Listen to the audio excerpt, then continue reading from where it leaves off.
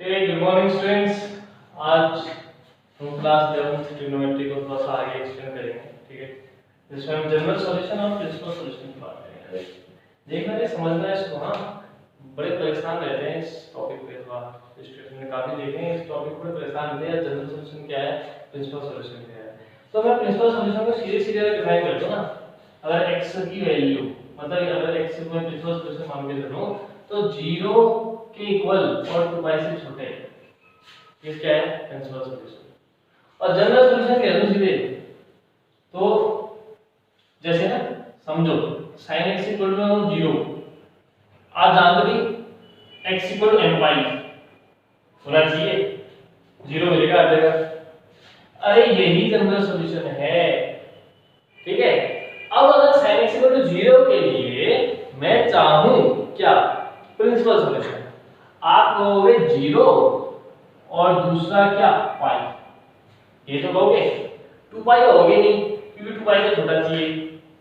तो 0 और पाई ये दोनों क्या हो जाएंगे, sin x इक्वल टू 0 के लिए प्रिंसिपल सॉल्यूशन, और जनरल सॉल्यूशन हो जाएगा sin x इक्वल टू 0 के लिए x इक्वल टू n पाई।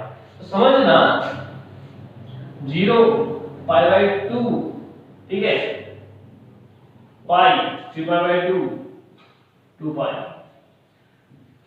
0 से लेके 0 के इक्वल 0 से रहेगा तो 2 पाई से कम, 2 पाई से छोटा, ये आपको हमेशा क्या देगा, प्रिंसिपल सॉल्यूशन।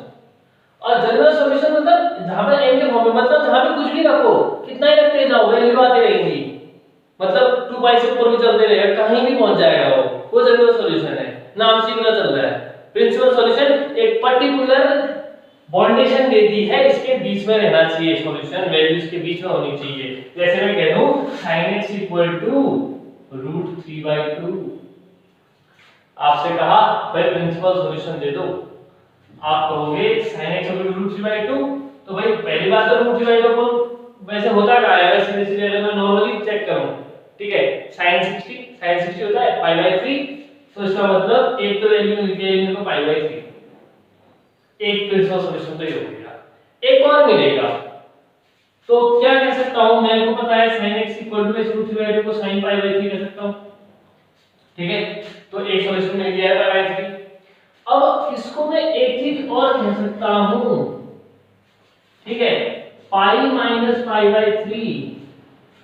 अरे पाई माइनस π/3 करूंगा, सेकंड क्वाड्रेंट में पहुंचूंगा जहां पर को साइन और कोसेक दोनों भैया क्या होते हैं, पॉजिटिव होते हैं, ठीक है। साइन और कोसेक दोनों पॉजिटिव हैं, तो मैं पाई माइनस π/3 कह दूंगा, कन्वर्जन होगा ही नहीं। Pi minus theta sine theta ही रहेगा, साइन बदलेगा नहीं, तो यानी कि ये बात भी मैं कह सकता हूं। तो इसको सॉल्व करूंगा तो क्या मिलेगा, sin 2π/3। देख सकते हो 2π/3 इज लेस देन 2π, होगा नहीं होगा, ठीक है। इस बात को समझना, sin x इक्वल क्या आएगा, sin 2π/3। तो दो सॉल्यूशन मिले, π/3 एंड 2π/3। अरे दो ही सॉल्यूशन तो मिलेंगे, इसको कंफ्यूज मत होना, एक ही सॉल्यूशन निकाल के मतलब तेरा प्रिंसिपल सॉल्यूशन पूछेगा तो क्यों, क्योंकि भाई इस क्वाड्रेंट में यहां से यहां आने में एक वैल्यू दो बार तो मिलेगी, ठीक है।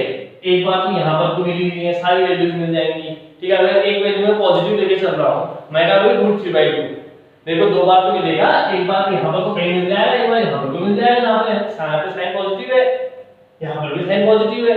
तो कहने का मतलब है कि 0 से 2 के बीच में आपको दो वैल्यूज मिलेंगे, दो आपको प्रिंसिपल सॉल्यूशन मिलेंगे, ठीक है। बात समझ आ गई होगी, जनरल सॉल्यूशन क्या है और प्रिंसिपल सॉल्यूशन क्या है। अब जनरल सॉल्यूशन से रिलेटेड कुछ थ्योरम देखते हैं। when sin x equal to sin y, when cos x equal to cos y, when tan x equal to tan y। तब तक आप इसमें से जो भी नोट करने जैसा आपको लग रहा है आप उसको नोट कर लीजिएगा, ओके। तो पहला देखते हैं theorem sin x equal to sin y, तो जनरल सॉल्यूशन क्या होगा, ठीक है। sin x equal to sin y है तो मैं इसको ऐसा लिख सकता हूं, sin x minus sin y equal to 0। अब याद करो sin c मैंने किया फॉर्मूला क्या हो जाएगा, माइनस वाले तो दूसरा उठाते हैं, क्या कहते हैं, 2 cos x plus y upon 2 और sin x minus y upon 2 equal to 0। भाई 2 तो 0 upon something 0 ही हो गया ना, तो दो नंबर्स का प्रोडक्ट है 0। अब या तो ये 0 रहा होगा या 0 रहा होगा, मैं कह सकता हूँ cos x plus y upon 2 is equal to 0 या फिर sin x minus y upon 2 equal to 0। इन दोनों में से एक बात चल रही होगी।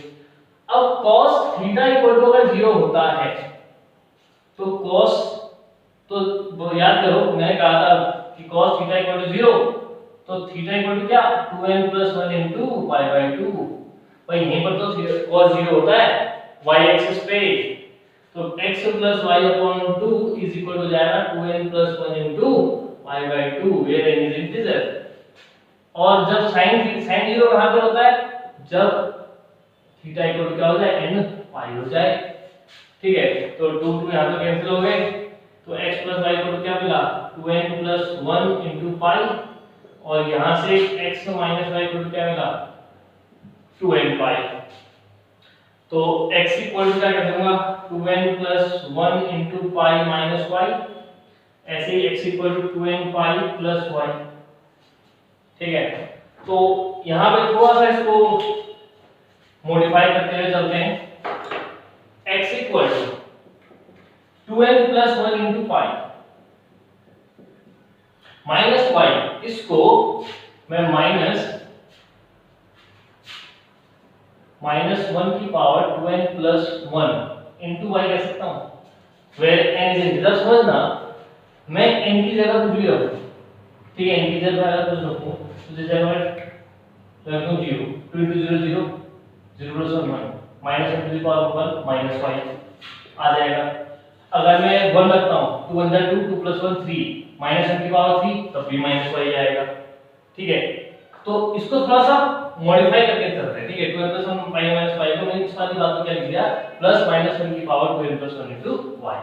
ऐसे ही इसको x इक्वल टू क्या लिख सकते हैं 2n pi plus minus 1 to the power 2n into y।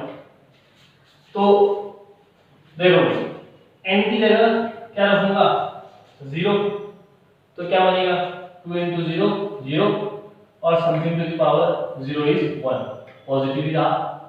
1 में कहता हूं 2 1 2 माइनस 1 का स्क्वायर पॉजिटिव, तब भी पॉजिटिव ही रहा। मतलब बात वही रही, अंतर कुछ नहीं आया।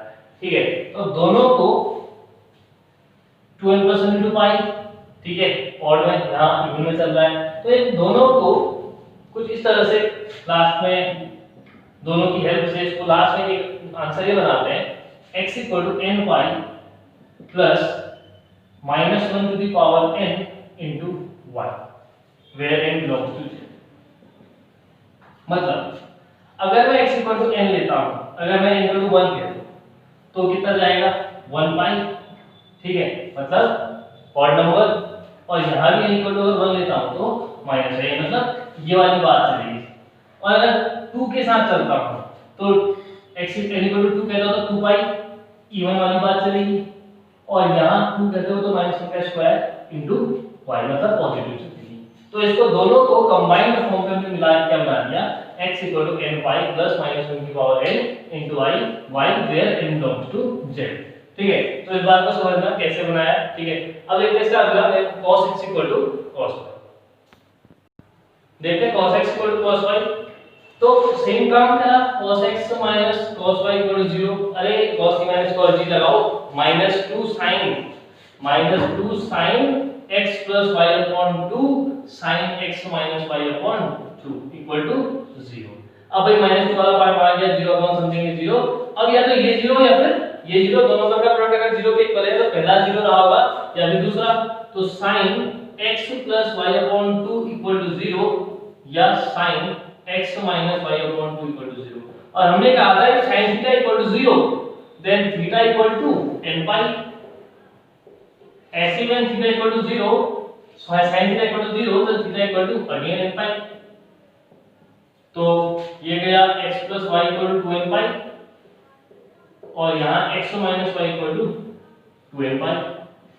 तो यहाँ से आएगा x equal to 2n pi minus y, और यहाँ से आएगा x equal to 2n pi plus y। तो दोनों को कंबाइन करके अगर लिखूं तो ऐसा लिख सकता हूं x equal to 2n pi plus minus y।